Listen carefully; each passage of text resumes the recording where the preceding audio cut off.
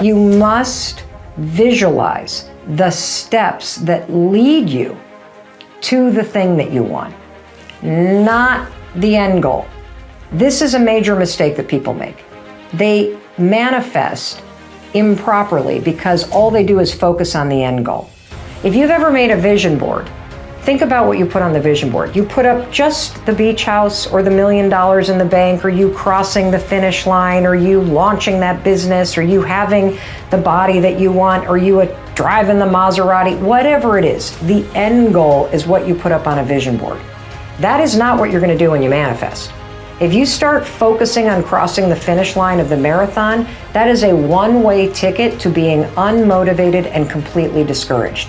In fact, research shows that if all you do is focus on the thing that you want, and you just focus on that vision of you and your bikini body, or you with the love of your life on your arms, or you at the Oscars winning that award, or the Grammys, what happens is because you've only focused on the end goal, you start to feel really unmotivated and discouraged because you're nowhere near it.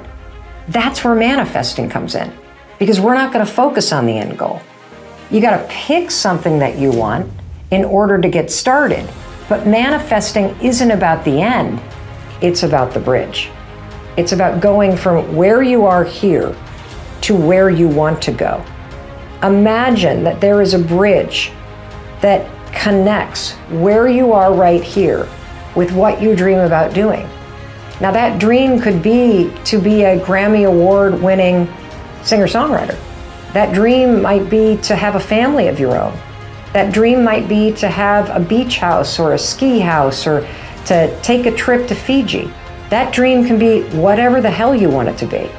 But when it comes to manifesting, once you've given yourself permission to dream with the lid off and really want what you want, to feel the pull of that thing, now we got to talk about the path that connects where you are with where you want to go. And this is all about visualizing the little steps. There's a lot of research that proves why visualizing the steps is the most important thing that you could do. There was a study done at UCLA, for example, where they were researching manifestation and the power of visualization, and they broke students into two groups. And they had Group A, we're going to call these the vision board group. They had Group A close their eyes, visualize in their mind, and feel in their body themselves taking the test, and then walking up to a board where the test's scores were posted, and finding their name and seeing an A+. That's what Group A, the vision board group, were told to do, to visualize themselves achieving what they wanted. Group B, we're going to call these the hard workers. These students were coached in this research project to close their eyes and to visualize going back to their dorm room, sitting down at the desk, and studying, and staying up late, and putting in the work, studying and preparing for the tests. Now let me ask you a question. Which group do you think did better on the actual test? Was it Group A, the vision board group, who were taught to visualize and picture themselves walking up to a board and seeing the A+? Or was it Group B, the hard work group, the group that was taught to close their eyes and visualize and seeing themselves doing the work to study for the test? Well, if you answered Group A, you're wrong. If you answered Group B, you got the correct answer. The reason why Group B, the students who visualized studying for the tests, got better test scores, is because when you visualize yourself doing the work, visualizing it leads you to doing the work. And it's only through actions that you will get the result that you want. Preparing your mind and visualizing yourself doing it lowers your resistance and leads to you taking the action. That's why manifesting works. You know, the same is true in sports. There's all kinds of research in sports psychology. In fact, our Olympic athletes for the U.S. Olympic team, they hire sports psychologists to train our top Olympic athletes, particularly after they've been injured, in visualizing themselves competing. When you coach an athlete to mentally rehearse every single detail about going through the competition, you are training the mind, body, and spirit to show up and dominate. This is particularly true for athletes after they've been injured and they're stepping back into competition.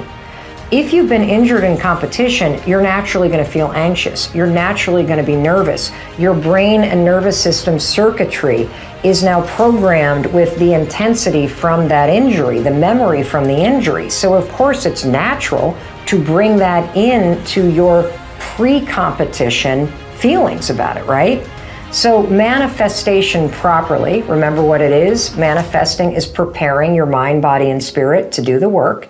It's aligning your mind, body, and spirit with what you want.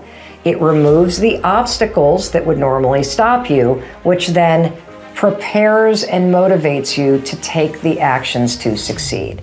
So in the case of athletes who visualize themselves and see themselves doing all the steps over and over, they're removing the nerves.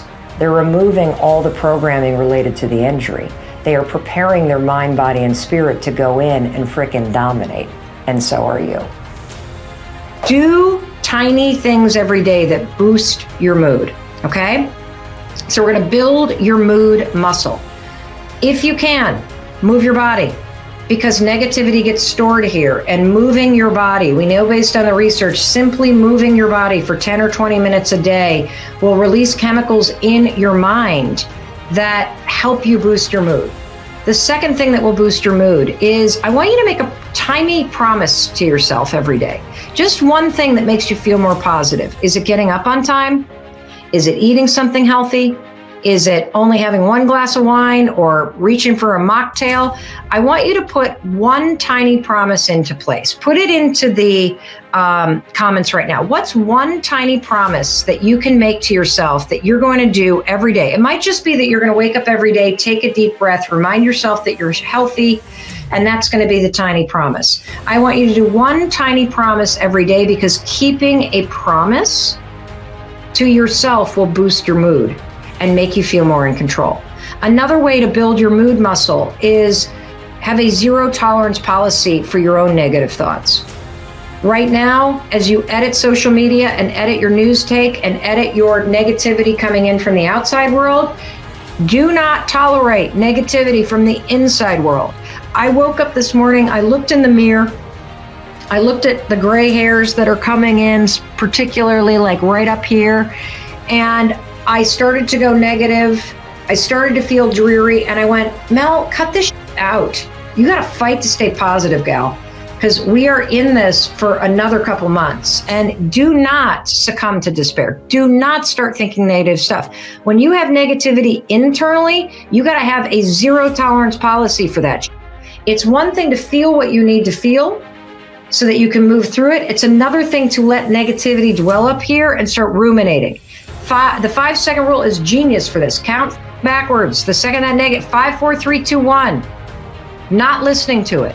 No, I am redirecting my thoughts. That's right. I am looking for the things I can control. I am keeping a positive attitude by focusing on things that I can control right now today. The other stuff that's super cool about this is that, we've all bought into this lie that somehow beating yourself up and tough love and being hard on yourself is motivating. Wrong. All the research shows that it is demotivating. If you're somebody that's stuck, if you're somebody that has regrets, if you're somebody that is tired of where you are, if you feel like, why can't I change? Beating yourself up is making it worse. You have to learn how to cheer for yourself where you are. Because if you're not, you will never find the motivation to change. So they did this study with kids where they broke kids into 3 different groups, okay? And they gave the kids very challenging problems. And they wanted to know what was going to be the thing that researchers could do to motivate and inspire kids to work through a challenging problem and what is going to be the most effective thing that we could do to give somebody that boost that you need to really face something that's hard. So group number one got the old fixed mindset praise, where it's like, hey, you're super smart, Rich. Hey, Rich, you're really good looking in those glasses, and I bet they help you make you focus on this problem. Keep going, buddy. The second group got the fixed mindset praise, which is, hey, Rich, you're really, really working hard. Rich, that perseverance is amazing. Keep going. The third group, they got a simple high five. No words, just a high five. The group with the simple high five outperformed the other two group and then some. That's Why? So crazy. Why? I'll tell you why. A high five is fulfilling your fundamental emotional needs. It's not about the problem. When you high five somebody, including yourself, you are affirming that somebody exists. You are saying, I see you, and you're celebrating with them. You know how those things go viral all year long of teachers standing outside their classroom doing individual handshakes with kids? It's the same thing. Every one of those kids is being seen as an individual and celebrated.